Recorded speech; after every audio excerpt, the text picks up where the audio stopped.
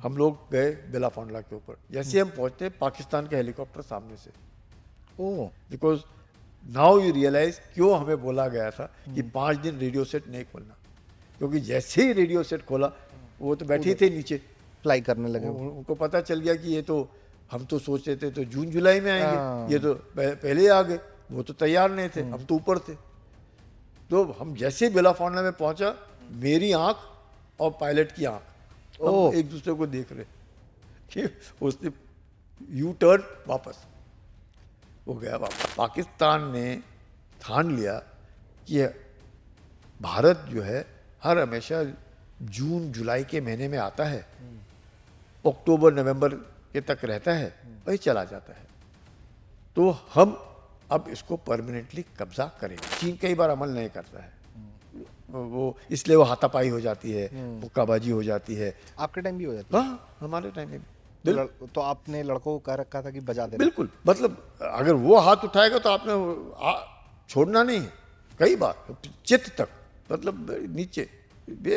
वो भी जानते थे गोली नहीं चल रही, गोली नहीं चलाना, लेकिन गिरा के मारना। मारना। और उसके बाद मैं बिस्किट भी खिलाता था। बेनजीर भुट्टो ने, हाँ। आई एम टोल्ड, कयानी को हाँ।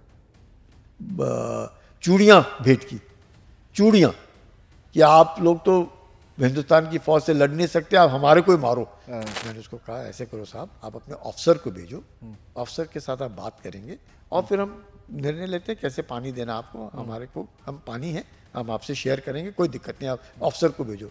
वो रोने लग गया, बोले साहब अगर अफसर होता तो मैं क्यों आता, हमारे साथ अफसर ही नहीं होते, हमारे को ऐसे छोड़ दिया ऊपर।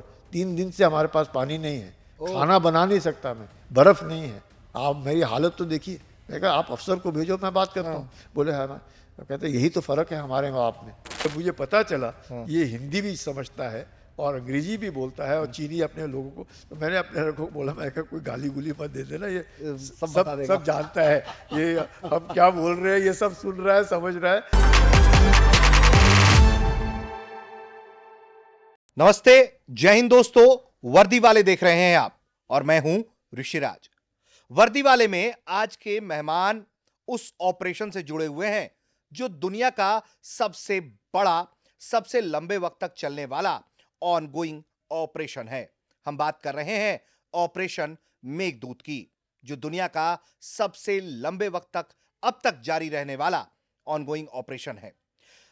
ऑपरेशन मेघदूत को शुरू करके जिस व्यक्ति ने सबसे पहले वहां कदम रखा, आज वही हमारे मेहमान हैं, लेफ्टिनेंट जनरल संजय कुलकर्णी जी। सर, बहुत स्वागत है आपका।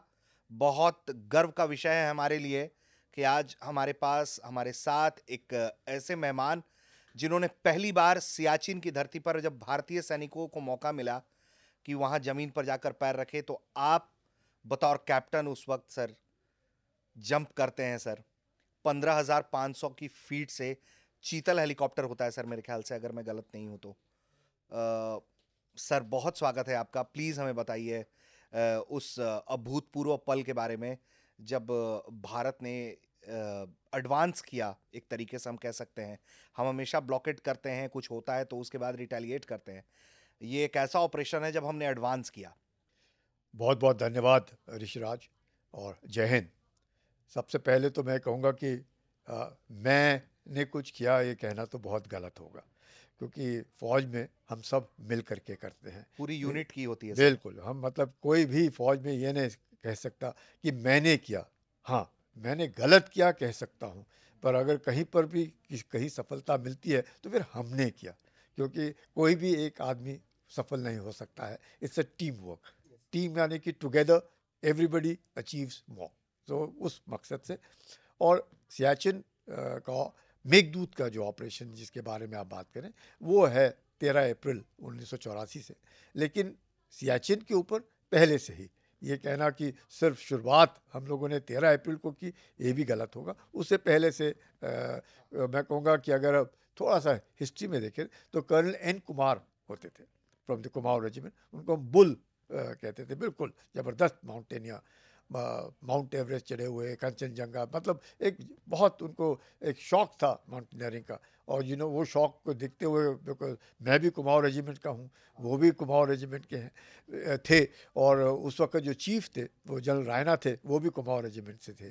तो एक तरीके से मैं कहूँगा कि लक, अपॉर्चुनिटी और सही वक्त पर एक सही जगह पर आना, और सही जगह पर सही लोगों के साथ काम करना, सही लोगों ने आपको प्रोत्साहित करना, और सही लोगों की आपको एक टीम मिलनी, मुझे लगता है it is all falling into place, और कुछ नहीं। तो ज़रूर मैं कहूँगा कि मैं 4 कुमाऊं में कमीशन हुआ एंड 1977 में। और क्योंकि 1977 में कमीशन होने के बाद जब यंग ऑफिसर्स कोर्स होता है, उसको करने के बाद मैं जब हॉज है, high altitude high warfare school, altitude. जिसके कमांडेंट कर्नल एन कुमार थे, नरेंद्र कुमार, बहुत ही प्रतिष्ठित माउंटेनियर, और बहुत ही वेरी हाईली डेकोरेटेड माउंटेनियर, जिनकी इज्जत बहुत ज़बरदस्त फौज के अंदर हमेशा है, आज भी। तो वो कमांडेंट थे, तो हम यंगस्टर्स थे, सेकंड लेफ्टिनेंट्स, और हम लोग उनके नीचे कोर्स करने के लगे। तब पहली बार हम लोगों ने सुना कि जो हमसे सीनियर कोर्स है वो कहीं सियाचिन ग्लेशियर जा रहा है। तो हमें क्या मालूम, हम तो सियाचिन ग्लेशियर हमने सुना ही नहीं था उस वक्त कि क्या है करके, तो उन्हें मालूम था। तो फिर जब हम लोगों को पता चला कि ये जो सियाचिन ग्लेशियर है, ये जो जहाँ जा रहे हैं वहाँ पहले भी कर्नल कुमार जा चुके हैं, और जर्मन माउंटेनियर्स थे, उन्होंने जिस जिस तरीके से उन्हें अप्रोच किया उस वक्त, कहाँ किस प्रकार से कर्नल कुमार को लगा कि ये जो जा रहे हैं इनको पाकिस्तान अगर स्पॉन्सरशिप दे रहा है, तो ऐसे कैसे हो गया कि पाकिस्तान इन्हें स्पॉन्सरशिप दे रहा है जबकि इलाका तो हमारा है। तो वो उस सोच से आज जो सियाचिन ग्लेशियर है उसके ऊपर हम लोगों का कब्जा है। और हमेशा अगर हम देखें तो कराची एग्रीमेंट जब हुआ था आफ्टर 47-48 वॉर, तो जो कराची एग्रीमेंट में जो डिमार्केशन, डिलिनिएशन ऑफ द बॉर्डर जो है, वो एक point is they call NJ 9842। तो वहाँ तक बॉर्डर डिलिनेट हुआ, डिमार्केट हुआ, एंड देन क्योंकि वो इलाका बहुत ही बर्फीला है, इट्स हाई ऑल्टीट्यूड, और बहुत ही दुर्गम जिसे बोलते हैं वहाँ पे, उस वक्त तो बिल्कुल ही जीना नामुमकिन। उस वक्त कहाँ सर इक्विपमेंट, बिल्कुल कहाँ गियर्स, कहाँ प्रोटेक्टिव चीजें, कहाँ कुछ? बिल्कुल कुछ भी नहीं। तो दी marking the demarcation of the boundary of the border goes up to NJ 9842, and there's a dense north along the glacier. अच्छा। तो then north along the glacier तो था, तो सब कुछ ठीक था। अब कराची एग्रीमेंट हुआ, उसके बाद शिमला एग्रीमेंट हुआ। शिमला एग्रीमेंट में cease fire line got converted into line of control, LOC हुआ, एवरीथिंग वाज हंकी डोरी टिल पाकिस्तान ने सोचा कि वो फितरत तो पाकिस्तान की सब पहचान जानते हैं कि कुछ ना कुछ उन्होंने करना है दिखाने के लिए, और अपने आप को to make themselves, they think that they to make themselves more relevant, which is very difficult for others.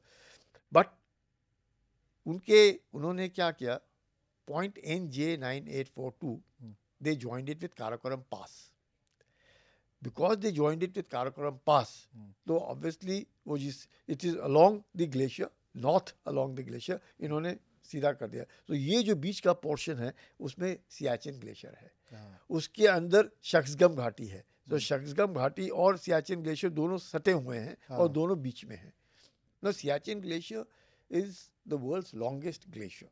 Okay, 76 kilometer long, though you can say the second longest, because the longest glacier is in the Pamir Knot region, which is 77 kilometers long. This is 76 kilometers long.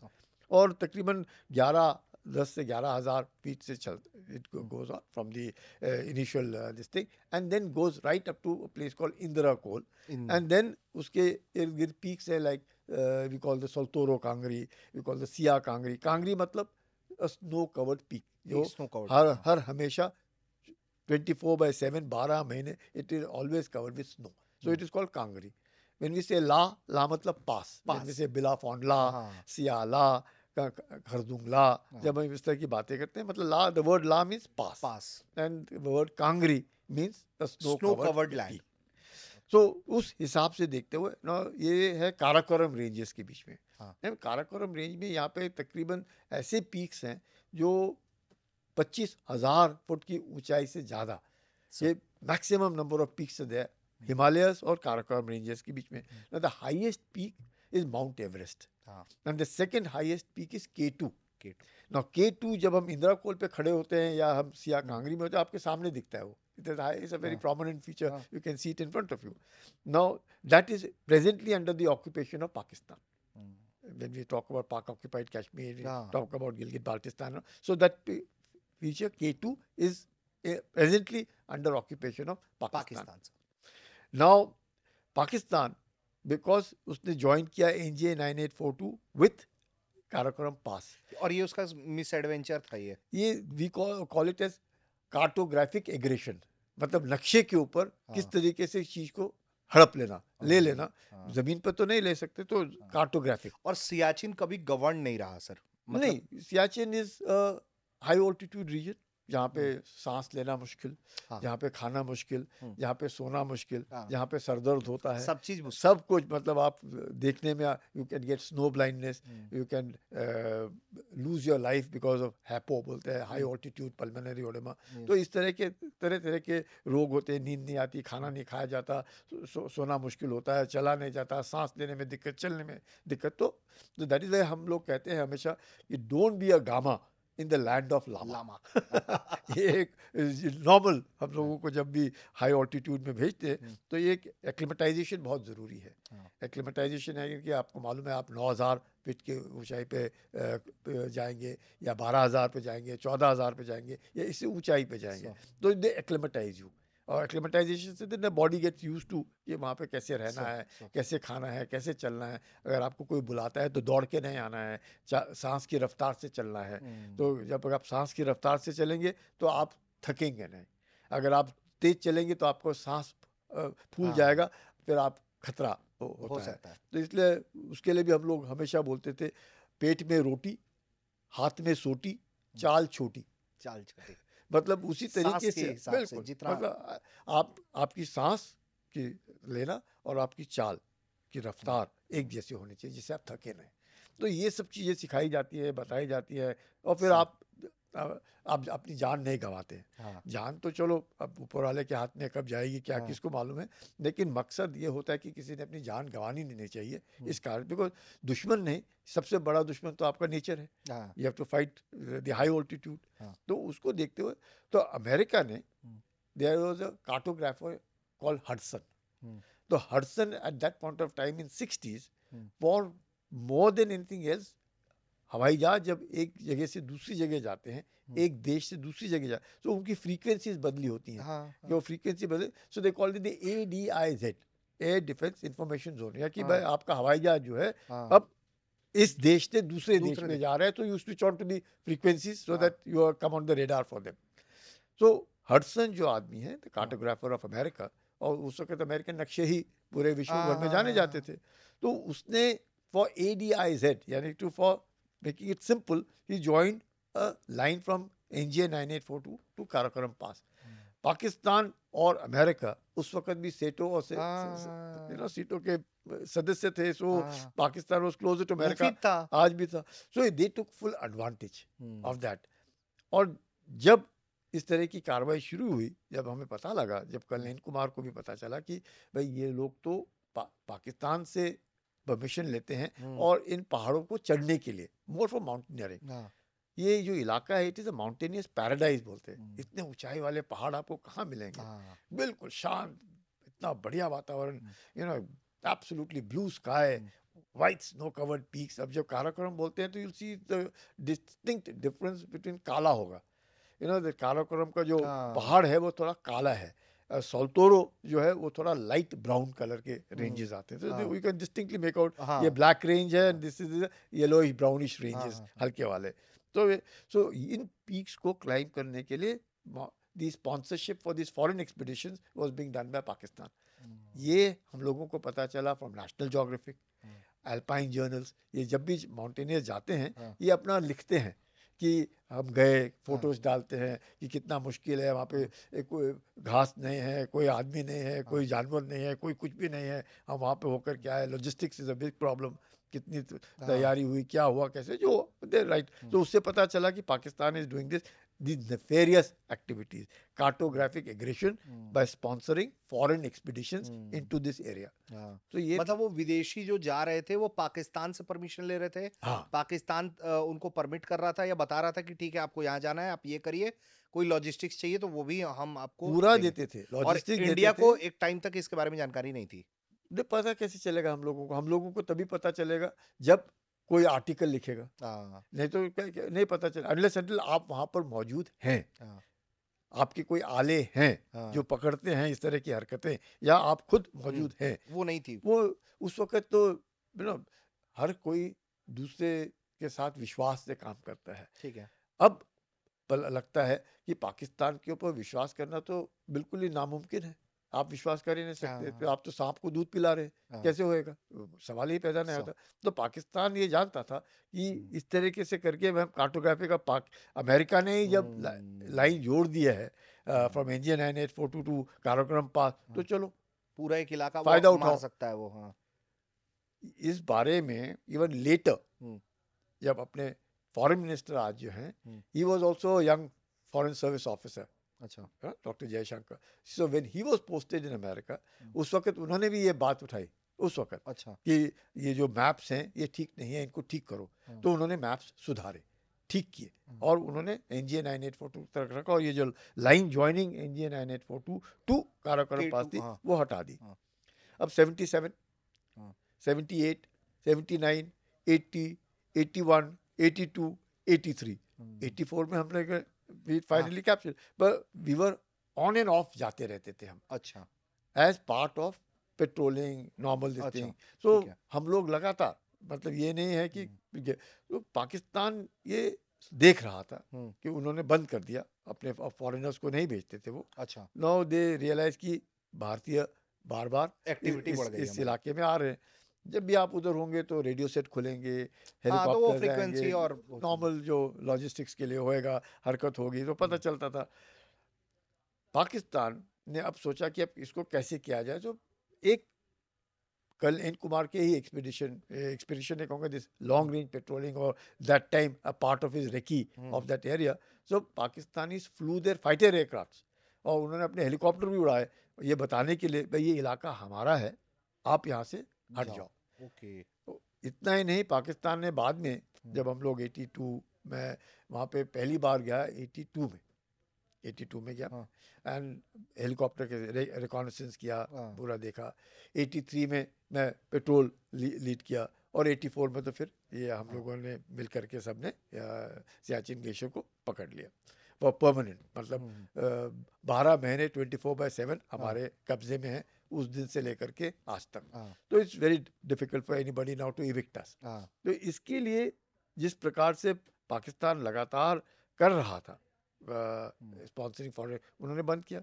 Then they sent a small note to us to say that ये हमारा इलाका है। तो पहले fighter jet और वो helicopters. Helicopters उड़ाए उन्होंने कि भाई मतलब एक प्रेशर डालने के लिए कि इलाका तो हमारा कि है। हम कभी कुछ भी कर सकते हैं। मतलब ये आप हमारे इलाके में क्यों आ रहे हो, दैट इज ठीक है। Pakistan way of communicating. अच्छा। तो with in they sent us a note saying that भाई ये इलाका तो हमारा है, आपके लोग यहाँ पे घूमते रहते हैं, ये तो हमारा इलाका है, आप कैसे आ रहे हो करके।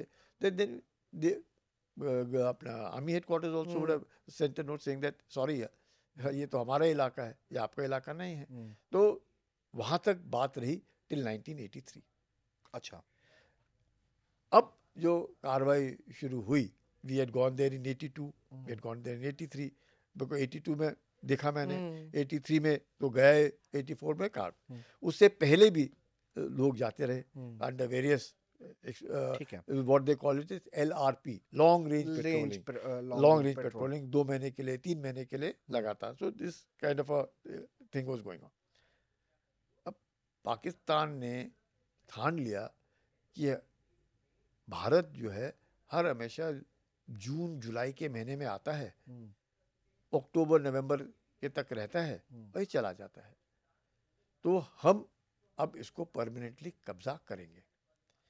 अब ये बात मुशर्रफ ने अपनी किताब में लिखी, in the line of fire. Musharraf had written his autobiography in the line of fire. उसमें उसने लिखा कि India preempted Pakistan, and that is how we lost Siachen Glacier, according to him. He says that he was a lieutenant colonel that time in 1982, 83, 84 में he was a lieutenant colonel. He had become a colonel and he was posted in their military operations branch, and he was aware कि वहाँ पे क्या हो रहा है. Okay. As a young officer, I won't say young officer, a middle level officer, because he was a colonel by that time, and he was there because he was approved for brigadier. वो कह रहे थे मैं brigadier के लिए approve हुआ और वहाँ पे था जब तक मैं. Later on, when he became brigadier, he led what he called the SSG, their special services group, उनके commandos पाकिस्तान के. उनका मुशर्रफ ने हमला अटैक्स करने की कोशिश की और उन हमलों में बाना got a Paramveer Chakra. Yes. So that is the later part of 1987 when he was a brigadier. Now, in 84, because he wrote India preempted, Mr. Sood of RAW, who later became the Director General of RAW, he did tell General Hoon, who was the co-commander, कि पाकिस्तान जो है ये Europe में सारे के सारे high altitude equipment खरीद रहा है, ये क्या हो रहा है. सो मिस्टर रॉ चीफ को खबर लगी. He was the person in posted in Srinagar at that time. So he did tell the co-commander कि he has got to know that Pakistan is picking up all the mountaineering equipment.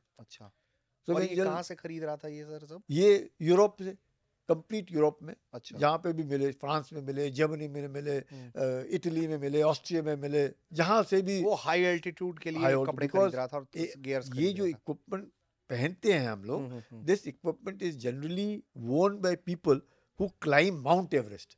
मतलब जो 27,000 28,000 के ऊपर चढ़ेंगे वो ही ये equipment डाल सकते हैं, because you have to sustain at -50 degrees. -50 degrees temperature में आपको सस्टेन करना है. आप समझ सकते हैं कि आज की तारीख में जब रूस यूक्रेन पे हमला कर रहा है और उनका पावर स्ट्रक्चर को बर्बाद कर रहा है, उनके इंफ्रास्ट्रक्चर बर्बाद कर रहा है. अभी यूक्रेन में -26 डिग्रीज है और -26 डिग्रीज में यूक्रेन में आपको पानी नहीं है, बिजली नहीं है, खाने को नहीं है, तो आफत आ रही है ना यूक्रेन को. सो यू कैन इमेजिन आप -26 में हाल है, तो we are at -50. So at that level वो इक्विपमेंट लाने के लिए पाकिस्तान ने ये सारा का सारा इक्विपमेंट खरीदा. Now this information was given. When General Hoon went to buy for us, he was told Pakistan ने तो पूरा खरीद लिया. So now the information that came from Mr. Sood to the co-commander was confirmed कि भाई कुछ तो हुआ है, खरीद हो चुकी है, खरीदे, कुछ ना कुछ तो ले रहे हैं. और क्या कर रहे हैं, ये तो एंटार्क्टिका में नहीं है. हम लोग तो कम से कम एंटार्क्टिका में गए थे. So we had a Maitri, we had a the scientific labs established over there. चलो हम लोगों को जरूरत पड़ती है, पर इनको क्या जरूरत है? They were not there. So that was the first indication that came that Pakistan was to do something. In 1983, when we had gone on to Siachen Glacier as part of polar bear, various normal long range patrols जो करते हैं, so हम लोगों को पता चला कि पाकिस्तान जैसे हमने डीइंडक्ट किया, पाकिस्तान इंडक्टेड. और पाकिस्तान जैसे ही सियाचिन ग्लेशियर में सोल्तोरो से आने की कोशिश की, उनके आदमियों ने उनके को कमांडर जहान दाद खान और को कमांडर नेम दे, उनको बताया कि हम तो साहब मर जाएंगे, हम तो यहाँ जिंदा ही नहीं रह सकते, बिल्कुल मर गए हम तो. तो इसे क्यों क्या हाल हो, तो कहते हैं अगर आप यह नौबत है तो आप वापस आ जाओ. In 1983 they pulled back, thinking कि 1984 they will come again after this equipment खरीद करके. So that was their plan. They planned, सबसे पहले पाकिस्तान ने प्लान किया. अगेन मैं जो भी बता रहा हूँ आपको, ये मुशर्रफ ने खुद ही अपनी किताब में लिखा है, in the line of fire में. वो ये कह रहे हैं कि उन्होंने, पाकिस्तान ने सोचा कि वो सबसे पहले ऑपरेशन शुरू करेगा 1 अप्रैल को. तो जब उनके कोर कमांडर को ये पता चला कि 1 अप्रैल को 1984 में पाकिस्तान सियाचिन ग्लेशियर में आने की सोच रहा है, तो उन्होंने कहा अरे ये तो पिछले साल ही मर गए थे सारे के सारे हमारे, ये 1 अप्रैल को क्या करेंगे। हिंदुस्तान जुलाई में आता है, जून में आता है, हम आराम से चलेंगे, हम अप्रैल के आखिरी दिन जाएंगे। So they wanted to come on the 30th of April okay, और 1st of May। हाँ, ये सोच करके उन्होंने अपने ऑपरेशंस पोस्टपोन किए, किए। ओके, ये और लेकिन स्कर्दू जितने नजदीक हम्म, आ सकते थे वो सोल्टोरो आके कैंप या कर आ रहे। करके कैंप करके बैठ गए कि भाई ऊपर चढ़ना है तो आराम से चढ़ेंगे। हम्म, हिंदुस्तान तो तब तक अडॉप्ट भी कर लेंगे हम हिंदुस्तान इलाका, जून हाँ, जुलाई में आता है, आराम से आता है, कोई चिंता की बात नहीं। And by the time India comes, हाँ, वो हाँ, पोजीशन लेके वो बैठे हम रहेंगे। पोजीशन लेके बैठे होंगे, हमें क्या है, वो ही नहीं आ पाएंगे, हम ले लेंगे position. So that is the planning which Musharraf writes in this thing. Musharraf also writes, if I can tell you, क्योंकि India preempted hmm, and India defeated them by occupying entire Saltoro Ridge. Pakistan is nowhere near Siachen Glacier. The entire, he planned Kargil. कर ये वो तो उसका reflection है sir. Yeah, 84 हार गए ये, बिल्कुल। तो फिर So वो he said उन्होंने 99 में he planned Kargil। वो मेघदूत का बदला लेना था बिल्कुल उनको। कि भाई इन्होंने कैसे, अगर ये हाइट्स पकड़ करके हम लोगों को इतने सालों से ऊपर नहीं आने दे रहे हैं, ह्यूमिलिएट कर तो रहे हैं हम इनको। कारगिल में हाइट्स पकड़ लेंगे, हिंदुस्तान भी नहीं आ पाएगा। हाँ, वी डिडंट नो ये हिंदुस्तान तो हिंदुस्तान है, हाँ, इतना आसान तो है नहीं है। हाँ, तो we did lose our men but they also lost their men, but we हाँ, occupied and regain the heights. हाँ, यहाँ पे तो नहीं हुआ ना। नहीं, from 1984 ever since wherever we are occupying the heights. Yes, yes, Now the problem of it was that once we have occupied the heights, पहाड़ों में जो भी heights पकड़ लेता है वो राजा है। He is the king. जो जितना ऊपर बैठा है वही राजा है। वो ही राजा। It is very difficult कि आप उसको वहां से हटा लो। Impossible कह सकते हैं in certain areas कि आप हटा ही नहीं सकते। Only India could by defeating them at Kargil. हाँ, और हटाया, मारा और लड़े। We also lost over 500 Yes, of our Johns. soldiers and Yes, yes, yes. laid down their lives for capturing of those heights. But we could do it. Yes, We हम could Jeet do गए। it. Absolutely. So this is how the whole of these operations were launched. And then in 1984, we were told that we decided to choose a date. वहाँ पे जो हमारे commander थे, brigadier चन्ना करके, he was the commander. Then General Sharma, he was the divisional commander, and General Hoon, he was the corps commander, and General Chibba was the army commander, and then General Arun Vaidya was the chief. अब इनमें सारे के सारे and Colonel Pushkar Chand, who later became Brigadier Pushkar Chand, and along with me was yet another Brigadier Bahuguna करके, सब के सब सिवाय जल Sharma, who is alive today, and that too has got dementia, बेचारों को याद नहीं रहता है अभी कुछ ज्यादा. Nobody is there. All of them have passed away. Very unfortunate, very very unfortunate, because most of these, but they have left a lot of in writing. Writing में सब ने कहीं ना कहीं किताबें लिखी हैं, या कहीं ना कहीं उन्होंने अपने अकाउंट्स दिए हैं, कहीं ना कहीं हम उनसे रहे। तो I have had the pleasure of meeting all of them, because मैं तो कैप्टन ही था। आप तो वहीं कैप्टन मैं थे और कैप्टन था, तो आई वाज वेरी यंग, और ये तो सब बेचारे काफी बुजुर्ग थे, and they were all generals and brigadiers and chiefs, so they were all very very senior and very elderly to us, so obviously they are no more. Then the whole thing is that we decided that we would capture the Siachen Glacier or occupy Siachen Glacier on 13th of April 1984. Now 13 अप्रैल बोलते हैं सबके दिन के साथ 13 अप्रैल, तो brigadier चन्ना was very clear, इसलिए this is a very auspicious day. आपसे ब्रिगेडियर चन्ना हमारे नहीं ब्रिगेडियर आपको चन्ना he was the sector commander, अच्छा, एंड हम लोग उनके नीचे थे। तो आपके पास आदेश उन्हीं से आया? हाँ, तो उन्होंने कहा we will do it on 13th of April because it's a very auspicious day. अच्छा, और क्या था अपना बैसाखी, तो अच्छा, 13 अप्रैल बैसाखी होती है, और बैसाखी पाकिस्तान भी मनाते हैं, हिंदुस्तान भी मनाता है, तो we'll do it on the 13th of April। आप देखो, तो एवरीबडी सेड सर 13th को का और सपोजिटली, ये कितने दिन पहले आपसे कहा गया? ये तकरीबन मैं कहूँगा 15-20 दिन पहले। अच्छा, हाँ, 15-20 दिन पहले हमें तकरीबन पता चला, हाँ, बिकॉज उससे पहले आई स्टिल रिमेम्बर उन्होंने पूछा कि आप अगर जो कपड़े आपने डाले थे 1983 में, क्या उन कपड़ों में आप जा पाओगे क्या? तारीख नहीं बताई मुझे। तो मैंने कहा हाँ मैं तो जा पाऊंगा, मुझे तो क्या, मैं तो गया भी था 83 में, तो मुझे कोई दिक्कत नहीं, हम कर लेंगे। पर उन्होंने मुझे तारीख नहीं बताई थी कि कौन सी तारीख की बात कर रहे उन्होंने एक रफ आइडिया हैं। आपसे रफ लिया। आइडिया से, क्योंकि ये गया हुआ है, एग्जैक्टली तो exactly. Let us ask him what is capable of and what they हाँ कैन डू। तो this is possible during this time. ठीक है। सो इससे पहले जलहून जो है वो यूरोप जब जा रहे थे, तो उनको पता चला कि पाकिस्तान ने सारा खरीद लिया। सो ही प्लेस्ड एन ऑर्डर कि आप हमारे लिए बनाइए, अच्छा। एंड दैट ऑर्डर का सारा equipment came to us on 12th April at 5 o'clock in the evening। आप समझ सकते हैं, 12 अप्रैल को 5 बजे इक्विपमेंट आ रहा है, 13 अप्रैल सवेरे 5 बजे हमने ऑपरेशन लॉन्च। ऑपरेशन लॉन्च कर। So this was the finish, मतलब 12 घंटे का बस। बिल्कुल। और जब इक्विपमेंट आया, ऑब्वियसली हमें उस वक्त लगा जवानी के जोश में कि पुराना इक्विपमेंट से हम कर लेंगे।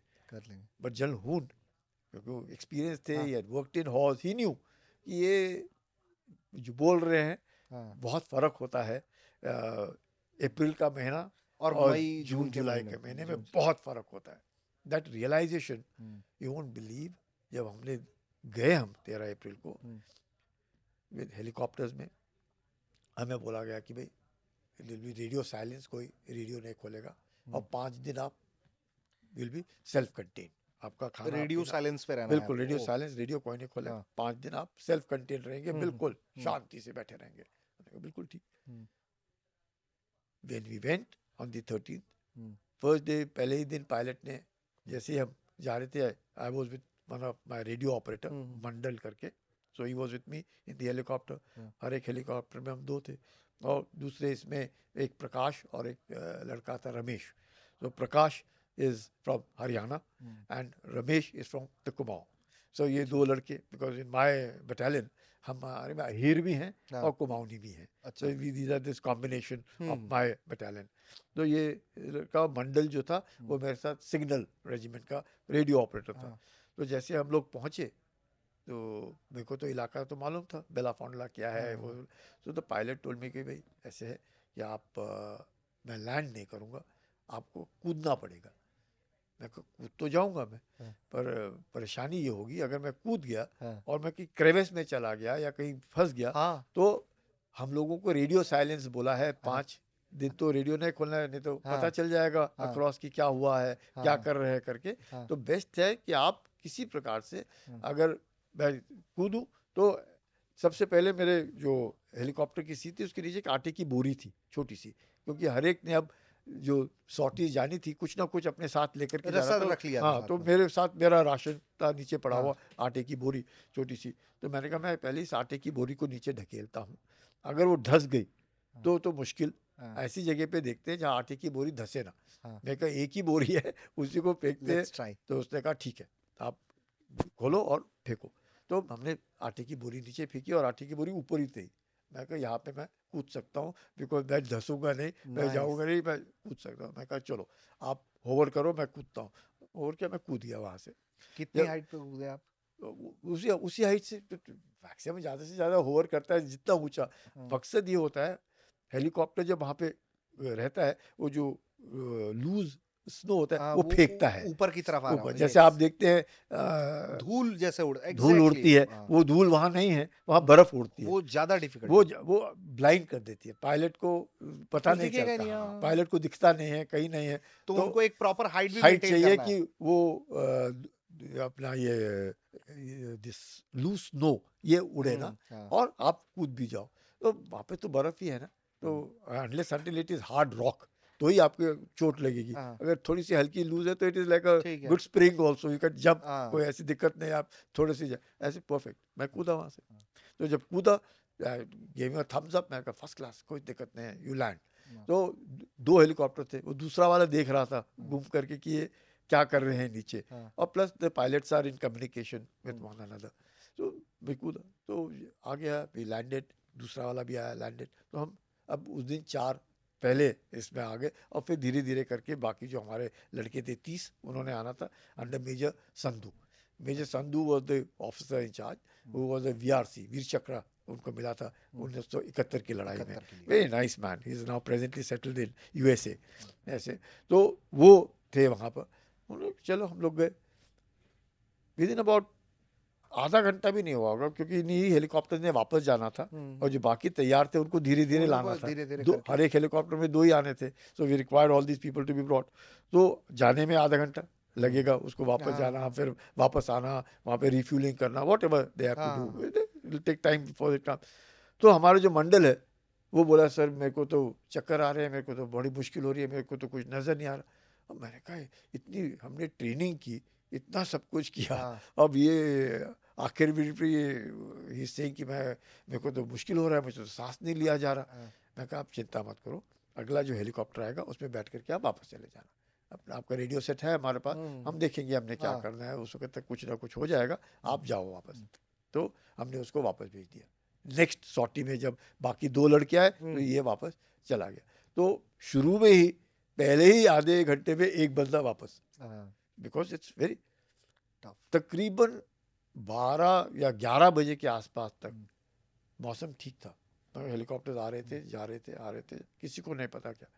तकरीबन 11:30 के आसपास अचानक, आप सोच नहीं सकते, कोई भी नहीं सोच सकता, मौसम बदली हो गया। ऐसा बदली हुआ कि कुछ नजर ना आए, इतना दिन जबरदस्त, के 11 ओ बजे? तूफान, मतलब बर्फीला तूफान, कुछ नजर नहीं आ रहा। अजय, हमें ये हो क्या गया, फर्स्ट क्लास मौसम था, क्लियर ब्लू स्काई, अचानक बदली, ये हेवी। और उस वक्त तक तो आपने कोई पोजीशन, ओ कोई कुछ भी शील्डिंग नहीं, कुछ हम नहीं। लोग आ ही रहे थे, उतर ही रहे थे, हाँ, और किसी के पास कुछ है, किसी के हाँ, पास तंबू है, किसी के पास खाना है, किसी के पास हाँ, कुछ, वो सब आ रहा था धीरे धीरे।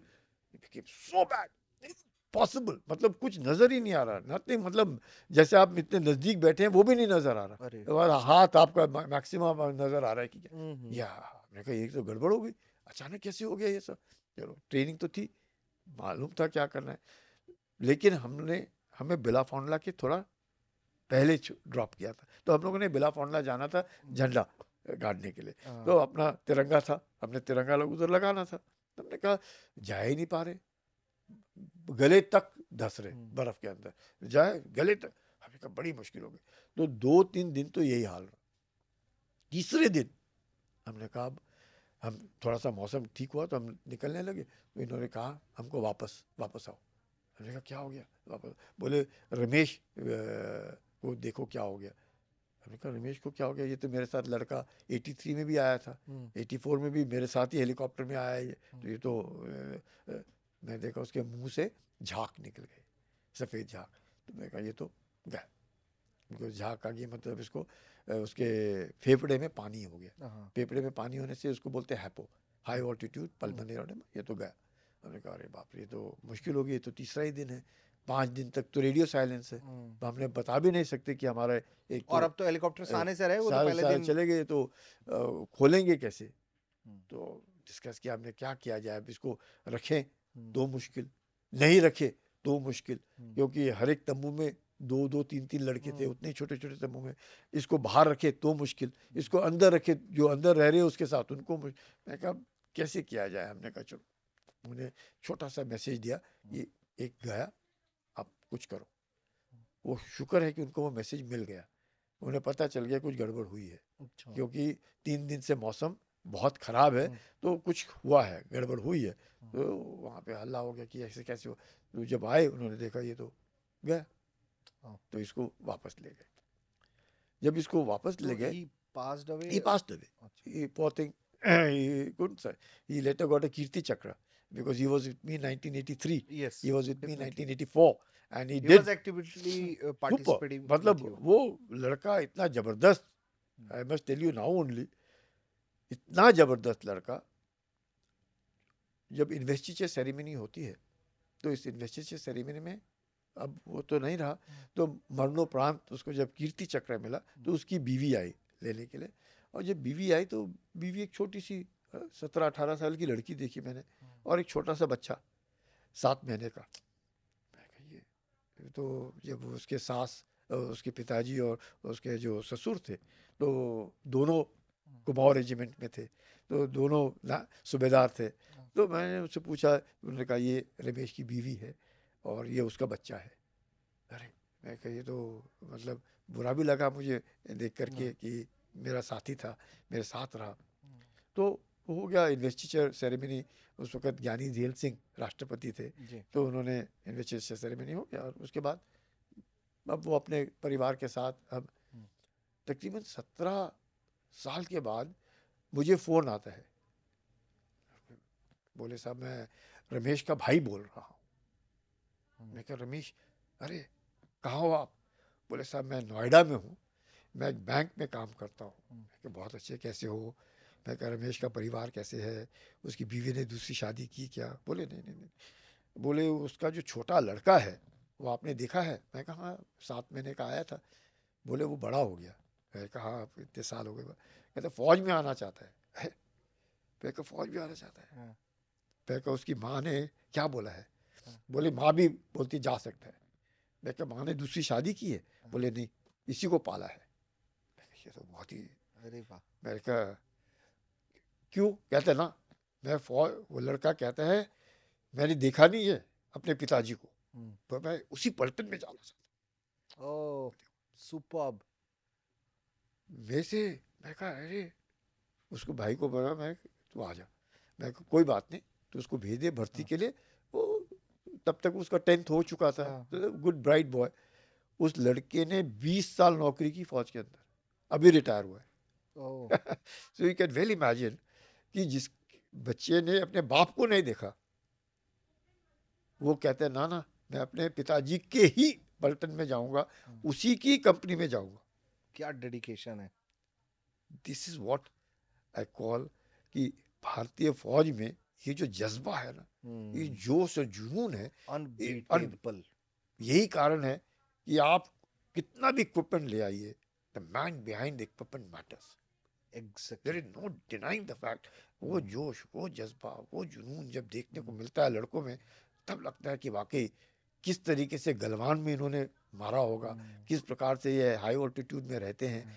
आपको सच में उनके साथ रहना चाहिए, ये जो रहना चाहिए एक बार। कैपेबिलिटी है सर, मैं माफी के साथ रोक रहा हूँ, यही कैपेबिलिटी है जो इंडियन आर्म्ड फोर्सेस के या इंडियन एयरफोर्स के बंदों को देती है कैपेबिलिटी कि आप मिग फ्लाई करो 21 और शॉट डाउन करो F-16। बिल्कुल, इसमें कोई शक नहीं है। वो जो काबिलियत आप देखेंगे, I may be anybody, I get inspired. मैं तो कैप्टन से लेफ्टिनेंट जनरल बन गया, सर। रिटायर हो गया, हाँ। पर मेरे को लगता है मैं प्रोत्साहित होता हूँ अपने जवानों को देख करके कि अगर वो कर सकते हैं तो मेरे को तो करना ही पड़ेगा। तो सर वो बैक टू अगर ऑपरेशन अगर हम चले वापस से, तो आपने रमेश मंडल जी को वापस भेज दिया, आर्टी साइलेंस ब्रेक हुआ वहां पे। बिल्कुल। उसके बाद around the first attack which came from Pakistan side on to us was around 23rd of June 1984. एक बीच में तो पहला आर्टी साइलेंस ब्रेक हुआ तो उनको पता नहीं चला पाकिस्तान को क्या? उनको पता चला, हाँ, जब हम रमेश के बारे में हमने बताया, रेडियो सेट खोला और हमने बताया कि रमेश को ले जाओ आप। हम लोग गए बेलाफोंडला के ऊपर। जैसे हम पहुंचते, पाकिस्तान का हेलीकॉप्टर सामने से। बिकॉज नाउ यू रियलाइज क्यों हमें बोला गया था कि 5 दिन रेडियो सेट नहीं खोलना, क्योंकि जैसे ही रेडियो सेट खोला वो तो बैठे थे नीचे, फ्लाई करने लगे। उनको पता चल गया कि ये तो, हम तो सोच रहे थे तो जून जुलाई में आएंगे, ये तो पहले ही आ गए। वो तो तैयार नहीं थे, हम तो ऊपर थे। तो हम जैसे बेलाफोंडला में पहुंचा, मेरी आंख और पायलट की आंख, हम एक दूसरे को देख रहे कि उसने यू टर्न वापस, वो गया वापस। अच्छा, वो सिर्फ रिकॉनेंस के लिए था? वो देखने के लिए आया कि ये बातचीत हो रही कहाँ हो रही है। उनको मालूम तो था कि बातचीत तो हुई है, कुछ तो हरकत हो रही है। उनको बोला गया होगा भाई देखो ये क्या कर रहे हैं हिंदुस्तानी उधर। देखा तो ये तो साहब ये बैठे हुए, ये तो ग्लेशियर के ऊपर बैठे हुए, हम लोग तो नीचे के नीचे रह गए। ये जो पाकिस्तान को झटका लगा, ये वो झटके से बाहर नहीं आ पाए। लेकिन आज भी 2003 या 2004 से सीज फायर है, हम लोग फायर नहीं करते हैं, वो भी नहीं करते, हम लोग भी नहीं करते। सो दैट इज, बाकी जगह तो आपको मालूम है पाकिस्तान की फिक्र, वो तो कोई बदली नहीं होगी। लेकिन जैसे ही वो हेलीकॉप्टर वापस गया, पाकिस्तान को पता चला, थोड़े दिन के बाद उन्होंने normal firing, but first attack जो उन्होंने किया वो था 23 जून 1984। अच्छा, हमला चढ़ने की कोशिश कर रहे थे। उसमें लांस नायक चंचल था मेरे कंपनी का, तो उसने मुझे अपना जो पेट्रोलिंग करते थे अपने पोस्ट के ऊपर, तो पोस्ट वाले ने मुझे आके बताया कि साहब दुश्मन। लेकिन दुश्मन वो भी तकरीबन 4, 3:30, पौने 4 क्या, तो दुश्मन कहाँ? कहते नहीं साहब, वो चंचल जो है वो कुछ हरकत देख रहा है बर्फ के ऊपर, काली काली सी कुछ हरकत, हिल रहे हैं। वो पत्थर हिलते नहीं है, ये पत्थर हिल रहे हैं, इसका मतलब कि कोई आया है नीचे। अब हम लोग ऊपर हैं और ये नीचे है, और ये चढ़ने के लिए उसको 300-400 गज ऊपर चढ़ना इतना आसान तो है नहीं। हम 18,000 के ऊपर बैठे हुए हैं, इतना आसानी से तो उसने देख लिया उसको, ये भाई देख। उसने कहा दुश्मन। मैं कहा ठीक, सब पोस्ट को बोलो अपने अपने मोर्चे पकड़ लेंगे, उसके बाद देखेंगे। अब मोर्चे मतलब बर्फ के अंदर ही खोद करके बनाए हुए हम लोगों ने, और रात को बर्फ गिर गई तो सारे मोर्चे भी उसी में खत्म। रोज नई सुबह नया बंकर और रोज ही तमाम खोदने और रोज ही भरते हैं। रात को बर्फ गिरेगी और ये तो हम जब देखा तब कोर्स वो हमले को नाकामयाब किया, उनके काफी घायल हुए, मारे गए, वो सब पीछे हो गया। तो 23 जून 1984 से लेकर के तकरीबन मैं कहूँगा 23 जून 1987 तक ये हमले जबरदस्त पाकिस्तान करता रहा, जिसमें बाना को परमवीर चक्र से सम्मानित किया गया, बाकी लोगों को महावीर चक्र, वीर चक्र, कीर्ति चक्र, शौर्य चक्र मिलते रहे। That was part of this thing. तो पाकिस्तान जो लगातार हमले करता रहा, पर वो नाइदर सियाला से, नॉर बेलाफोंडला से, नाइदर ग्योंगला से, ये जो भी जगह हम लोगों ने पकड़ रखी थी उसको आज तक हमने पकड़ के रखा है कि जाने नहीं देना है। और हमला करते हैं, वो करते थे, अब मैं कहूँगा करते थे, अब नहीं करते हैं क्योंकि उनको मालूम है। लेकिन जैसे आपने कहा ऋषि कि कारगिल जो है मुशर्रफ ने, क्योंकि उस वक्त अवेंज करने के लिए परवेज मुशर्रफ उस वक्त यंग, उसी वक्त ब्रिगेडियर बने थे और उन्होंने हमला किया। 99 में वो चीफ बन गए थे पाकिस्तान आर्मी के। कहा कि अवेंज करेंगे। उन्होंने सोचा हमला करूंगा, सियाचिन ये खाली करेंगे, मैं कारगिल की हाइट पकड़ूंगा। वो कारगिल भी हार गया और सियाचिन तो हारा ही था। मुनीर जैसे लोगों के लिए लर्निंग भी है खैर इसमें। बिल्कुल बिल्कुल बिल्कुल कि आप अपने चीफ्स को देख लीजिएगा कि जब when they tried they failed. It's not possible. Pakistan इस तरह की हरकतें करता रहेगा। 1947 से ही वो हरकत पाकिस्तान कर रहा है, पाकिस्तान करता है। पाकिस्तान पे विश्वास करना मतलब सांप को उसकी बुनियाद ही हमारा विरोध है सर। बिल्कुल, उसका मकसद ही वो है। आप देखिए शक्सगम घाटी की जिसके बारे में हम लोग बात करते हैं, शक्सगम घाटी पाकिस्तान ने 1963 में चीन को दे दी। और चीन को किस लिए दी? अपना बॉर्डर डिस्प्यूट सेटल करने के लिए, कि भाई आप तोहफे में दे दिया, क्योंकि चीन को। और किस लिए दी चीन को? शक्सगम घाटी का खुंजरा पास है, उस खुंजरा पास से, सिंकियांग से खुंजरा पास काराकोरम हाईवे आता है और वो सीधा ग्वादार, जिसको आजकल ये CPEC बोलते हैं, चाइना पाकिस्तान इकोनॉमिक कॉरिडोर बोलते हैं, जो इनके सिंकियांग प्रोविंस से आता है। वो यहाँ से गुजरते हुए, खुंजरा पास से गुजरते हुए, गिलगित बाल्टिस्तान से होते हुए सीधा ग्वादार जाके होता है।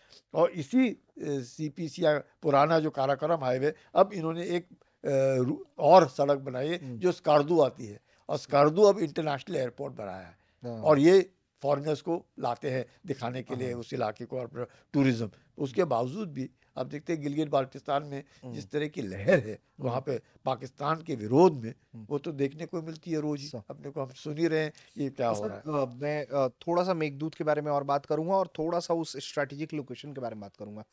तो ये लगातार फायरिंग जो है वो रुक रुक कर होती रहती थी। मतलब एक दिन फायरिंग हुई, 2 दिन फायरिंग हुई, वैसे होती थी, या वो कंटिन्यूअस असॉल्ट नहीं हो पाता था? नहीं, कंटिन्यूस असॉल्ट करना बहुत मुश्किल है, बिकॉज किसी भी ऐसे इलाके में प्रिपरेशन बहुत ज़रूरी है, लॉजिस्टिक्स बहुत ज़रूरी है। एक आदमी के पीछे तकरीबन 10 आदमी चाहिए होंगे आपको उसको ऊपर रखने के लिए, so it's very difficult। तो आप लोग किस चीज से फायर कर रहे थे? गन बैटल था या बाद में तो आर्टिलरी भी हुआ। अच्छा, आर्टिलरी कब इन्वॉल्व हुई? इंक्लूडिंग बोफोर्स भी फायर हुआ है कि सियाचिन तक बोफोर्स लेकर हम गए? नीचे से फायर करते हैं, you don't have to be on top of it, नीचे से, वो तो रेंज है, so that is not a difficult thing। बाकी गन्स हैं, मिसाइल्स हैं, आपके पास आपके खुद के स्मॉल आर्म्स हैं। उस वक्त SLR होता था, सेल्फ लोडिंग राइफल, LMG हुए, MMG हुए, बाकी ग्रैड पीस। शुरुआती दौर में ये सब गन फाइट्स ही हुए, उसके बाद फिर आरटी और artillery. I think 2003 if I'm not wrong, then cease fire हुआ, हाँ, जिसके बाद फिर दे डोंट, नोबडी नहीं, फायर, दे दोनों आल्सो तरफ don't fire, we also don't fire. No, उन्होंने एक्चुअली हार मान ली कि अब हाँ, नहीं हो वो समझ गए। पाएगा। यहाँ तक कि बेनजीर भुट्टो ने, हाँ, आई एम टोल्ड, कयानी को हाँ, चूड़ियां भेंट की, चूड़ियां, कि आप लोग तो हिंदुस्तान की फौज से लड़ नहीं सकते, आप हमारे को ही मारो। हाँ, सिर्फ आप पाकिस्तान की फौज सिर्फ पाकिस्तान की आवाम आवाम को को ही मार सकती है, उन्हीं के मार सकती है, हम्म, उन्हीं को और आपके में कोई काबिलियत नहीं, आपकी चूड़ियां ले लो। हाँ, ये हालत थी पाकिस्तान की, बेनजीर भुट्टो ने कयानी के साथ, हम्म, तो बुरा हाल था हाँ। पाकिस्तान। सर तो आप कब तक रहे सियाचिन में वहां पे उस ऑपरेशन में?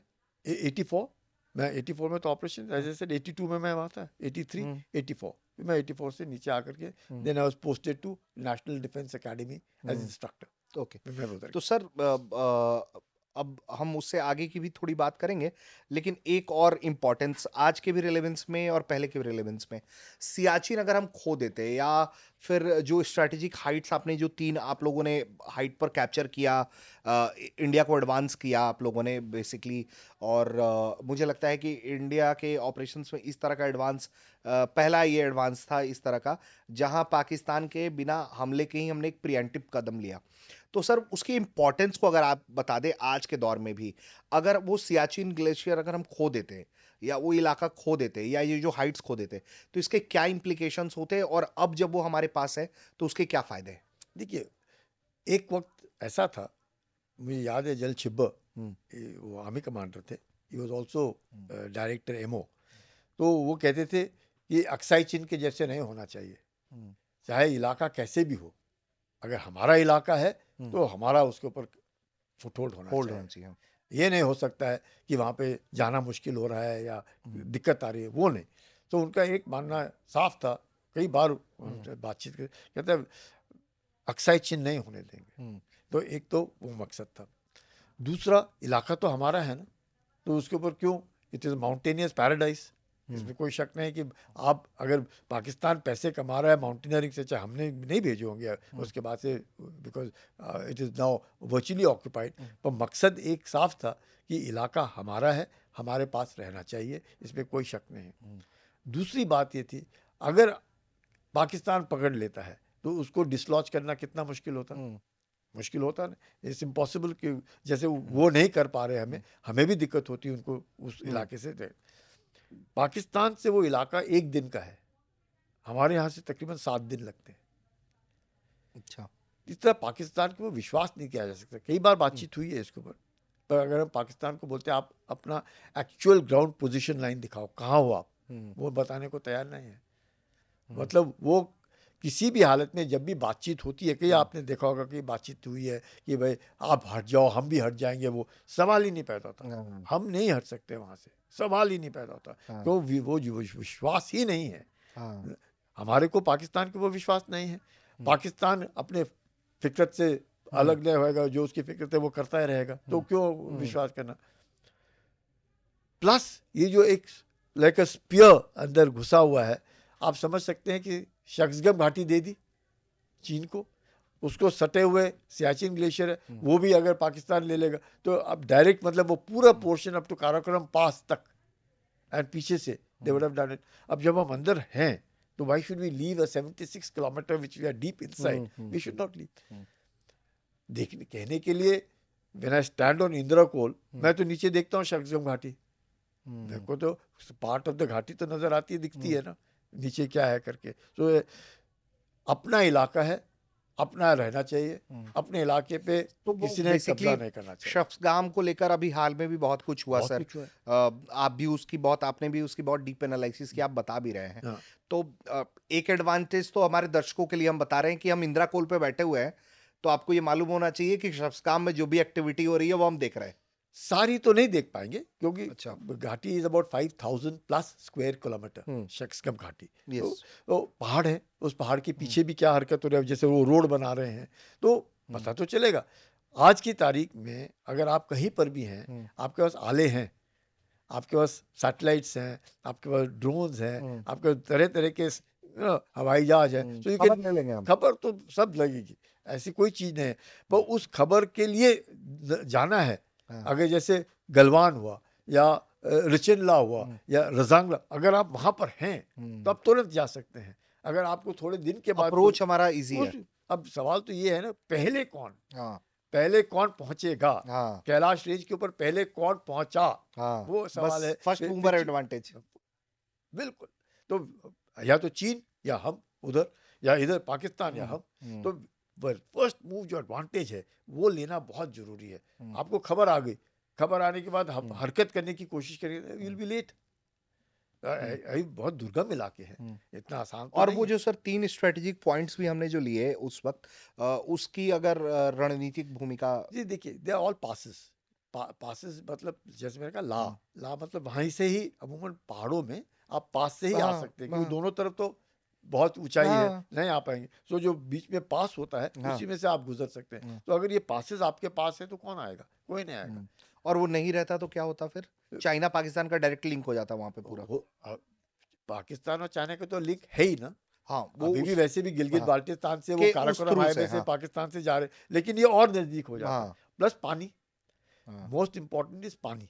अगर आप देखें पानी भी, अगर हम हम्म, देखते हैं, वो ग्लेशियर है ना, ग्लेशियर से पानी आता है। हम्म, प्लस हमारे ट्रुप्स उधर हैं।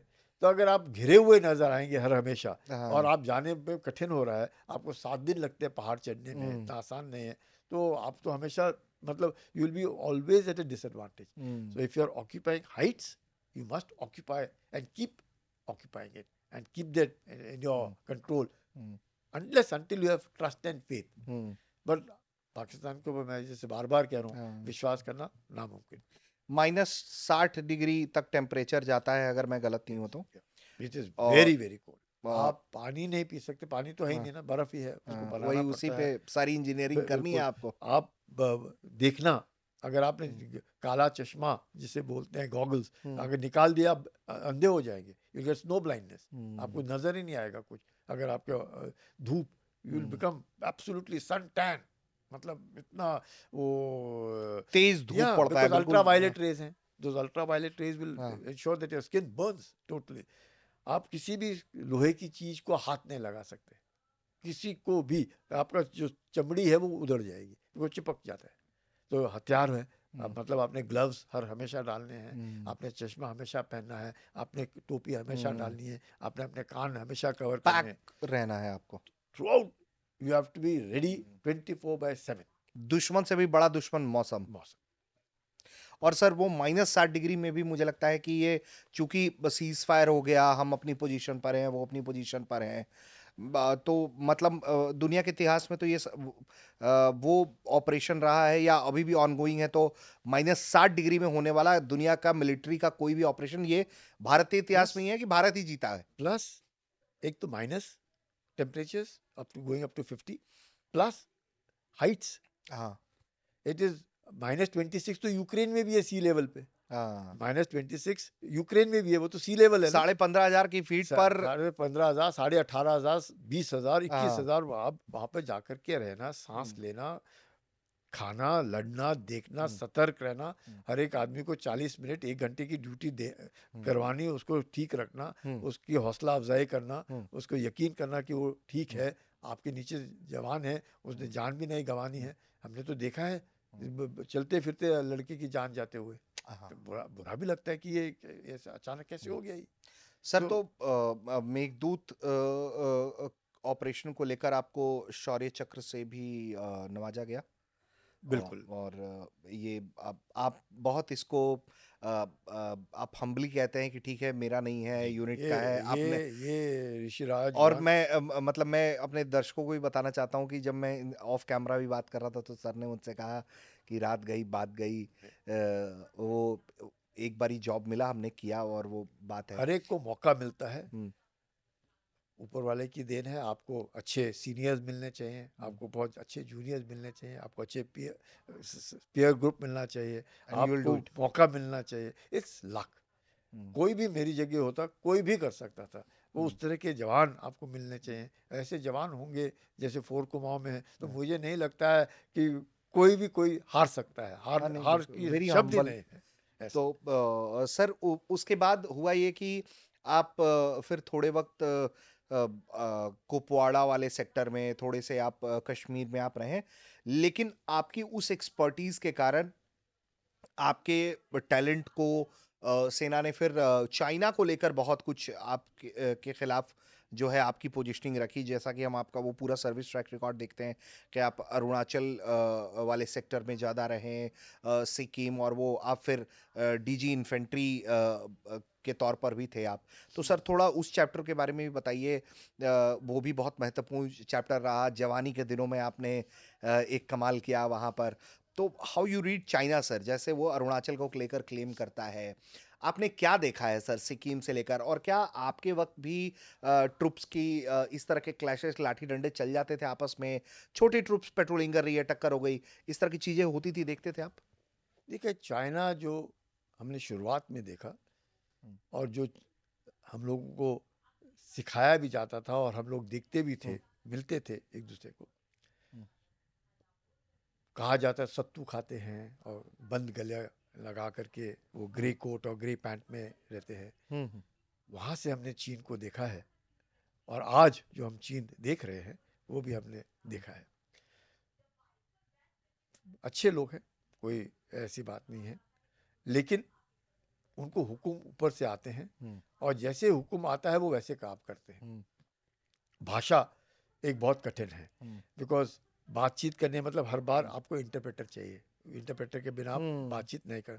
अब पाकिस्तानियों से हम बातचीत करते हैं हम्म, तो हम पाकिस्तानियों से अपने जैसे करते हैं। मैं आपको एक छोटा सा किस्सा सुनाता हूँ। मैं इलाका तुर्तुक एक जगह है जो जी जी इकहत्तर बिल्कुल में सर, बिल्कुल। इकहत्तर में हमने ली, तो वहाँ पे हाइट्स हैं। तो एक पाकिस्तान का जो जेसीओ है वो एक हाइट के ऊपर था हम्म, और हम लोग नीचे थे। तो और तीन ऐसे पानी के पॉइंट्स थे, ऊपर, बीच हम्म, वाला, नीचे वाला। ऊपर वाला वो पानी लेता था, हम्म, बीच वाले से हम दोनों पानी लेते थे और हम्म, नीचे वाले से हम पानी लेते थे। तो उस साल जब हम थे हम्म, तो पानी की थोड़ी किल्लत हुई, बर्फ ज़्यादा नहीं गिरी, हम्म, तो ऊपर वाला जो स्प्रिंग था वो सूख गया। बीच वाला जो दोनों करते थे वो भी सूख गया और जो सबसे नीचे वाला था उसमें टपक टपक पानी आ रहा था। हाँ, तो जहाँ पे वो आ रहा था तो मैंने बैरल लगा रखा था। हाँ, तो वो बैरल पूरे दिन भर में 200 लीटर का पानी हाँ, उसमें भर बस, जाता था। हाँ। तो वो जेसीओ जो है वो देखता था ऊपर से कि ये पानी पानी ले, ले, ले, ले रहे हैं और हाँ, उसको मुश्किल हो रही है। तो उसने एक बार मुझे ऊपर से आवाज़ लगाई कि साहब, अपने जीसू को कहा, देखो ये क्या कह रहा है, क्या कहना चाहता है। तो नीचे से इसने भी बोला, हाँ बोलो साथी करके। हाँ, उसने बोला, साहब को बोलो हमें को पानी चाहिए। हाँ, हमने कहा पानी क्यों चाहिए, आपके ऊपर पानी आ रहा है, आप वहाँ से हाँ, पानी लीजिए और बीच में से हम दोनों ले सकते हाँ, हैं। समय नियत है कि आप उस हम्म, समय तक आएंगे, हम उस समय तक जाएंगे, जिससे एक दूसरे से हाँ, हाँ, ये नहीं होगा, लड़ाई क्लैश झगड़ा नहीं नहीं होगा, होएगा और नीचे वाला तो हमारा है। बोले नहीं साहब, आप वो बुला रहा है। तो मैंने उसको कहा कि ओके नीचे आओ आप। तो वो नीचे आया, मैं बैठा। तो मेरी जेब में टॉफ़ी थी, मैं टॉफ़ी निकाली, मैंने उसको दी, मैंने कहा साहब खाए। बलूची था, बलूच अच्छा, रेजिमेंट। तो बोले साहब, सवाल ये है। मैंने उसको कहा ऐसे करो साहब, आप अपने अफसर को भेजो, हम्म, अफसर के साथ आप बात करेंगे और हम्म, फिर हम निर्णय लेते हैं कैसे पानी देना आपको, हम्म, हमारे को हम पानी है, हम आपसे शेयर करेंगे, कोई दिक्कत नहीं, आप हम्म, अफसर को भेजो। वो रोने लग गया। हम्म, बोले साहब, अगर अफसर होता तो मैं क्यों आता, हमारे साथ अफसर ही नहीं होते, हमारे को ऐसे ही छोड़ दिया ऊपर। 3 दिन से हमारे पास पानी नहीं है, ओह, खाना बना नहीं सकता मैं, बर्फ नहीं है, आप मेरी हालत तो देखिए। मैं कहा आप अफसर को भेजो, मैं बात करता हूँ। हाँ, बोले हाँ। तो कहते यही तो फर्क है हमारे माँ बाप में, हमको ये चाहिए, ऊपर छोड़ दिया। हाँ, हमारे यहाँ सिर्फ जवान नहीं होते, हाँ, हमारे साथ अफसर भी हाँ हमारे अफसर। खड़े रहते। तो वो कहे यही फर्क है भारत की फौज में और पाकिस्तान की फौज में, कि आप में अफसर, हर जवानों के साथ एक अफसर दिख ही जाता है और वो हम्म, आपका संभाल लेते हैं। हमारे को खुद ही हम्म, सहना पड़ता है, पानी नहीं मेरे पास पीने के लिए हम्म, और उनको फिक्र नहीं है कि मैं मर रहा हूँ या जी रहा हूँ। हम्म, ये हालत है। तो दिस इज द डिफरेंस। हम्म, वो मैंने चाइना में, चीन के, जब पीएलए हम्म, के ट्रुप्स के साथ जब बातचीत होती थी, कई हम्म, बार हम्म, बातचीत हुई, क्योंकि कहीं ना कहीं साल में 4 बार हम बात एक दूसरे से हम्म, करते हैं, अच्छी, अंडर वेरी कंजीनियल हम्म, एनवायरनमेंट। 2 बार हम होस्ट करते हैं, दो दो बार बार वो वो होस्ट होस्ट करता करते हैं, है। तो बातचीत होती है। हम्म, तो उसमें भी मुझे कई बार आश्चर्य हुआ। एक तो कि जो उनका इंटरप्रेटर है हम्म, वो काफी सालों से बदली नहीं हुआ, वो मुझे कैसे पता चला? हम्म, मैं जब बटालियन कमांडर गया हाँ तो जो था वही था। वही, मैं जब ब्रिगेड कमांडर गया काफी है? मैं कहा आप अभी भी इधर ही है? हम्म, तो मुझे कहते हैं मैं हमेशा 4 एक महीने के लिए जब बातचीत होती है मैं आता हूँ, नहीं अच्छा तो मैं पीछे चला जाता हूँ। अच्छा। और क्योंकि मैं अंग्रेजी जानता हूँ और हम्म, थोड़ी बहुत माँ बहन की गाली भी दे सकता हूँ तो मैं आता हूँ तो जब मुझे पता चला हाँ, ये हिंदी भी समझता है और अंग्रेजी भी बोलता है और चीनी अपने लोगों को, तो मैंने अपने लोगों को बोला, मैं कहा कोई गाली गुली मत दे देना, ये सब सब बता देगा। सब जानता है, ये हम क्या बोल रहे हैं ये सब सुन रहा है, समझ रहा है, हाँ जो दिखा तो नहीं रहा है, बड़ा बिल्कुल हाँ पोकर स्ट्रेट फेस्ड है। हाँ पर सब जानता है कि वो खुद ही उसने मेरे को बोला है, क्योंकि वो मेरे को, मैं जब सीओ था तब हाँ। मेरे को मिलता था ये, और अब मैं जब ब्रिगेड कमांडर अभी भी मिल रहा है मुझे, तो तो खुद ही ये उसने मुझे इसका बोला ट्रेड कि सीक्रेट है ये। ये है, ऐसे है। लेकिन उनका, चीनियों का भी एक है, विश्वास करना बहुत कठिन है, हम्म, बिकॉज उनको जो हुक्म, अगर वो उनको ऊपर से हुक्म आया आप सब हंस करके बात करेंगे, वो सब हंस करके बात करेंगे। हम्म, अगर ऊपर से हुक्म आया आप बिल्कुल हंसेंगे नहीं, हंसेंगे ही नहीं। अब बताओ, हम्म, ये जो कंट्रोल है हम्म, चाइना में, वो डायरेक्ट, अगर गलवान में कुछ हुआ है तो आपको मालूम है कि वहां के जवानों ने नहीं किया, ये उनको किसी, इंस्ट्रक्टेड बाय। बिल्कुल कहीं ना कहीं से हुक्म आए हैं, नहीं तो वो नहीं करेगा। आप देखो गोली नहीं चली, हाँ क्यों नहीं गोली चली? गोली तो चली नहीं हाँ थी, हाँ, फिर तभी लोग मरे, हम्म, उनके भी बड़े सारे मरे। तो हाँ, ये जो कार्रवाई है चीन के साथ, हम्म, थोड़ा अलग है, हटके है, पाकिस्तान के साथ हटके है। हम्म, तो हम लोग जब चीन के साथ बातचीत करते, हम्म, ट्रीटीज हैं, सब कुछ है, पर उसके ऊपर अमल करना हम्म, चीन कई बार अमल नहीं करता है। हम्म, वो इसलिए वो हाथापाई हो जाती है, हम्म। मुक्काबाजी हो जाती है। आपके टाइम भी हो जाती है? हाँ, हमारे टाइम में भी।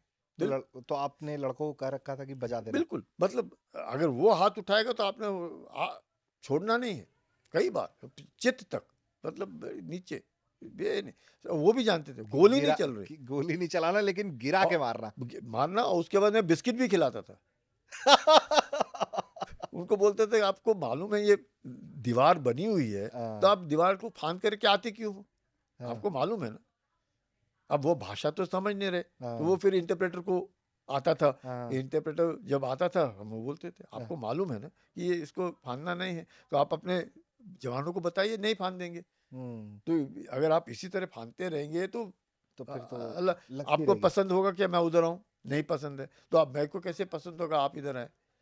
तो जब वो समझते थे हम्म, तो फिर वो, पर हो सकता है उनको हुक्म मिलते होंगे, नहीं नहीं अब फांदो फांदो, देखी जाएगी हाँ ये देखी क्या। जाएगी, हाँ, करते रहो, हाँ, सलामी स्लाइसिंग की कोशिश जो है वैसे वो। सलामी स्लाइसिंग, ये मतलब इतना आसान नहीं है हम्म, जितना हमें लगता है कि वो सलामी स्लाइसिंग कर लेंगे, बहुत मुश्किल है, हम्म, बहुत मुश्किल। ये जो कहना कि साहब 4 कदम आगे आएंगे 2 कदम पीछे जाएंगे और ले लेंगे, बहुत मुश्किल, मतलब हम्म, ये जो शब्द है, ये अक्रॉस द बोर्ड हम्म, इस्तेमाल नहीं कर सकते, हम्म, बिकॉज कई जगह तो हमने छोड़े नहीं है ना। हम्म, मैं अगर पेट्रोलिंग के लिए जाता हूँ, हम्म, अपने जवानों के साथ जाता हूँ उधर, तो क्या वो आएगा क्या? अगर आएगा तो रहेगा क्या? नहीं हाँ, रहेगा। अगर वो सोमवार को आया है और हम्म, मैं बुधवार को गया हूँ, तो हो सकता है 4 कदम इधर आएगा, हाँ, मैं जो बुधवार को गया हूँ मैं 4 कदम मैं उधर चार गया कदम, हूँ। आप भी वहाँ चार पे कोई कदम अंदर गए? फेंसिंग थोड़ी है, वहाँ पे कोई या आप ये भी मतलब आप बुर्जी भी? बनाई हुई है, हाँ, बस, कि भाई ये तकरीबन एरिया है, या हम्म, नाली है या नदी है या पत्थर का ये है, उसी से पहाड़ है, उसके उस आइडेंटिफिकेशन है कि आप तरफ वहां से आगे मत जाइएगा, मैं यहाँ से आगे नहीं जाऊंगा। वहां पे कुछ नहीं है। पाकिस्तान के साथ कम से कम कहीं पर तो बॉर्डर पिलर्स है, फेंसिंग है, कुछ तो है ना, जो हम्म, आप बता सकते हैं। बांग्लादेश के साथ है, हम्म, चाहे 10% पे नहीं है, पर हम्म। तकरीबन 90% पे फेंसिंग है, तो हमें मालूम है ये उसके उस तरफ वो है, इसके इस तरफ हम है। तो बेसिकली जो डिस्प्यूट है अब एलएसी पर सर, तो क्या आप मतलब कि अगर आप बताना चाहे तो क्या मतलब अंदर तक जाने के लिए कहा भी जाता है जवानों को कि आप जब पेट्रोल कर रहे हैं तो हम अब जहां तक क्लेम कर रहे हैं वहां तक जाइए आप भी? नहीं, ये देखिए हमें मालूम है, उन्हें भी मालूम है, वो हम्म, भी जब आते हैं हम्म, तो वो भी अपनी सीमा तक ही आते हैं। हाँ, हम भी कई बार हो सकता है मैं सोमवार को गया, वो भी सोमवार को आया। हम्म, अब बातचीत तो नहीं होती है ना दोनों के बीच में, हम्म, उसको नहीं मालूम है मैं कब आ रहा हूँ, मुझे भी नहीं मालूम हाँ, है वो कब। तो हम लोगों का प्रॉपर ड्रिल होता है हम्म, दोनों देशों के बीच में, और अगर एक दूसरे को हमने देखा है तो वहीं पे रुक जाते हैं, हम भी यहाँ रुक जाते हैं, अब दूसरे को एक दे, वो वापस हम वापस, मतलब ये बड़ी सेट ड्रिल्स हैं। ये हम्म, जो हम लोग अफवाह है और बहुत उड़ा ये हो हम्म, गया वो हो गया, ऐसे नहीं है, हम्म, एवरीथिंग इज सेट। और ये है कि उसका अगर कोई उल्लंघन करता है तो फिर मारामारी होती है। इसमें तो कोई नहीं तो मारामारी क्यों होगी? अगर उल्लंघन नहीं करेगा तो मारामारी नहीं होगी। कोई भी छोटी से बड़ी से बातचीत भी होगा, उल्लंघन होगा तो मारामारी होगी, क्योंकि उसको भी मालूम है। पर उनके बीच में भी कई गरम दिमाग वाले होते हैं जो उनको लगता है कि ऐसी मैं उनको नहीं मालूम है कि उनमें एक नुकसान भी है। चीन का आदमी वहां रहता नहीं है, वो पीछे से आता है। हम वहीं रहते हैं तो हम तो एक्लेमेटाइज है ना, हमें तो मालूम है। वो नहीं रहता है तो बहुत हाँ, वो तो पूरा बंजर है उनका क्षेत्र पूरा। दूसरा, चीन में एक ही बच्चा है, हर परिवार में एक बच्चा है, चाहे लड़की है चाहे लड़का है। अब उन्होंने बोला है आप 2 बच्चे पैदा करो या 3 बच्चे पैदा करो, सरकार मदद करे। पर हमारे वक्त और अभी तक 30 साल से तो चीन में एक ही बच्चा है ना, तो जब वो मरता है तो वो परिवार खत्म, दूसरा बच्चा तो है नहीं ना। हिंदुस्तान में आज की तारीख में तो वैसा नहीं है, बहुत कम है। So there is a lot of advantages that India has in terms of training, in terms of जोश जज्बा जुनून रहना करना। मतलब भारतीय सैनिक की बराबरी करना बहुत मुश्किल है, बहुत मुश्किल है। सर बहुत लास्ट में आखिरी सवाल है मेरा आपके लिए। अब आपने पाकिस्तान हैंडल किया, आप लोगों ने एडवांस किया, पाकिस्तान पे जीत दर्ज की। ये अकाट्य सत्य है। पाकिस्तान से मोर और लेस हम लोग अब ये समझ चुके हैं कि पाकिस्तान को अगर आपको चुप कराना है तो आपको उसकी जमीन पकड़िए, वो शांत हो जाएगा। Yes. वो प्यार की भाषा नहीं समझेगा, भरोसा नहीं है। चाइना को लेकर भी आपने बहुत काम किया सर, बहुत समझ है आपको मतलब दुनिया के one of the difficult terrains की समझ है सर आपको। चाइना की क्या मेडिसिन है सर, आखिरी में अगर आप हमारे दर्शकों को बताना चाहें तो? मेडिसिन हाँ, मतलब चाइना को चाइना। किस तरीके से, सी चाइना रिस्पेक्ट स्ट्रेंथ। चीन हमेशा स्ट्रेंथ को रिस्पेक्ट करता है, इज्जत देता है। अगर आप में काबिलियत है और आप उसको मालूम है कि वो आपको हाथ लगा नहीं सकता, अगर इधर लगाएगा तो उधर तकलीफ होगी, वो आपको हाथ नहीं लगाएगा। China believes that the supreme art of war is to subdue the enemy without a fight. बगैर लड़े आपके ऊपर कैसे हावी होना है, मानसिक वो तौर चीन पर की जीत दर्ज एक करे। फिक्रत जिसे बोलते हैं या सोच, ये लड़ना नहीं, बगैर लड़े कैसे उसके ऊपर जोर देना, वो चीन करने की कोशिश। अगर आप टिके हुए हैं और आप ठीक है और आपको मालूम है कि मेरे को हाथ लगाया तो छोड़ूंगा नहीं मैं, वो आपको हाथ नहीं लगाएगा, तो उसको मालूम है कि ये मारेगा मेरे को। वो पाकिस्तान सोचता है ना चीन भारत के साथ लड़ते रहो, वो हार जीत से उसे कोई हार गया, 100 घंटे के अंदर घुटने टेक दिए, अपने जनरल को फील्ड मार्शल बना दिया और पूरी दुनिया में डंगोरा पीटा, हम तो जीत गए जी, हम तो जीत गए। क्यों? जैसे आपने कुछ पहले शब्द इस्तेमाल किया, जमीन नहीं हारी तो उसको लगता है हम ठीक जीत है। गए, हम जिंदा रहे अगली लड़ाई के लिए, हम तो जीत गए। ये पाकिस्तान की सोच है। पाकिस्तान को कोई फर्क नहीं पड़ता है उसके एयरफील्ड बर्बाद करो, उसके आतंकी संगठन को बर्बाद, लेने लोन है, किसी से भी ले लेगा। उसके एक बात जो आपने कही, चीन ने जब अपना बॉर्डर डिस्प्यूट सेटल करने की कोशिश की तो चौवन लाई जो उनके प्रधानमंत्री होते थे माओ सेतुंग के, उन्होंने अयूब खान को सलाह दी कि आप भारत के बरखिलाफ जिंदगी भर नहीं जीत सकते, भारत बहुत बड़ा देश है, भारत के पास बहुत जबरदस्त ताकत है, आपके पास एक ही तरीका है भारत को उसको खून चूसने का है, वो है आतंक। आप एक जैसे दिखते हो, आप एक जैसे खाते हो, आप एक जैसे बोलते हो, एक जैसे उठते बैठते हो, आपकी परंपरा एक जैसे है, आप आतंक फैलाओ भारत के अंदर, सरवाइव करते रहो। भारत के साथ भारत अपने आप तो आपसे तंग हो जाएगा। कहता हम उनके जैसे दिखते नहीं हैं, हम नहीं कर पाएंगे, हम नहीं कर पाएंगे, आप करो। देखो चौवन लाई ने किसको सलाह दी? अयूब खान को। अयूब खान को। और तब से लेकर के to bleed India with 1000 cuts, ये पाकिस्तान की पॉलिसी है। और सर चाइना कंक्लूड करें अगर आप, तो मतलब कि चाइना स्ट्रेंथ, तो आपने कहा चाइना रिस्पेक्ट्स तो स्ट्रेंथ। हम स्ट्रेंथ, हम technologically we should be ahead, militarily हमेशा, डेटरेंस जिसे बोलते हैं ना, the two words, one is punitive deterrence, वो बहुत जरूरी है। वो आप जब देखें आप पाकिस्तान के साथ कर सकते हैं, मतलब आपको मालूम है कि करेगा तो उसको छोड़ूंगा नहीं। वैसी चीन के साथ you have to have credible deterrence. मतलब चीन को मालूम होना चाहिए चीन हार नहीं सकता, चीन हार कबूल नहीं करता, और चीन ने लड़ाई लड़ी नहीं है सिवाय वियतनाम के, उसमें भी उसको जबरदस्त हार पाई। तो वो चीन लड़ेगा नहीं। मैंने कहा ना, the supreme art of war is to subdue the enemy without a fight. So you have to have credible deterrence against China, punitive deterrence against Pakistan. एक तरीका ये भी हो सकता है कि पाकिस्तान को वक्त वक्त पर उसके मतलब इंडिया काइनेटिक रिस्पांस जिस तरीके से दिखाया, अगर वो करेगा हाँ, तो वो तो है ही। नहीं मैं वही कह रहा हूँ कि अगर इंडिया जोरदार तरीके से पाकिस्तान को काइनेटिक रिस्पांस देता है तो मैसेज तो चाइना के लिए भी है ना। जी, चाइना को मैसेज जाएगा या पाकिस्तान को मैसेज जाएगा कि भाई आप किसी की भी गोद में जाके बैठ जाओ, हिंदुस्तान नहीं छोड़ेगा अगर आप इस तरह की हरकतें करते रहोगे। अगर आप आतंक फैलाने की कोशिश करोगे हिंदुस्तान के अंदर, आपको ईंट का जवाब पत्थर से मिलेगा, इसमें कोई शक नहीं है। और वो लगातार जिस प्रकार से सर्जिकल स्ट्राइक करे, ऑपरेशन सिंदूर करे, ऑपरेशन सिंदूर अभी भी पॉज है, it has not been finished, ये दर्शाता है कि Pakistan has got the message. और वही मैसेज पूरी दुनिया को भी मिल गया है कि भारत काइनेटिक रिस्पांस करेगा तो समझ लेना। और जबरदस्त काइनेटिक रिस्पांस देने की काबिलियत रखता है। और उस काबिलियत को बरकरार रखने के लिए हम लोगों को चाहिए, भारत के अंदर वी शुड बी यूनाइटेड। बिल्कुल, भारत शुड बी यूनाइटेड, और भारत तरक्की करते रहना चाहिए, टेक्नोलॉजिकली तरक्की करता रहना चाहिए, उस मकाम पर जाके पहुंचना चाहिए जहाँ की आंख उठाने दूसरे को थोड़ी सी तकलीफ हो।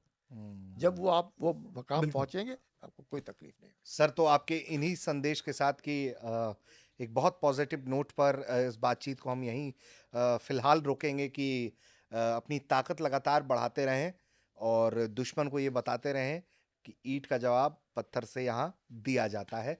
सर संजय कुलकर्णी सर, आपने वक्त दिया, आपने जबरदस्त अपना एक्सपीरियंस शेयर किया। मुझे कई बार गूज़बम्स आ गए आपकी बातों को सुनते हुए। इमोशनल फैक्टर होता है कि युद्ध के अंदर एक करेज होता है और टेक्निक भी होता है। वो सब कुछ जो आप बता सकते थे कैमरे पर, वो सब कुछ आपने बताया सर। बहुत बहुत शुक्रिया आपका भारत तक से बात करने के लिए सर आपका। जय Hind Rishiraj. Thank you so much sir. दोस्तों, उम्मीद करते हैं कि लेफ्टिनेंट साहब से बात करके, जो हमारे लेफ्टिनेंट जनरल साहब हैं उनसे बात करके, उनकी बातचीत को सुनकर आपको अच्छा लगा होगा।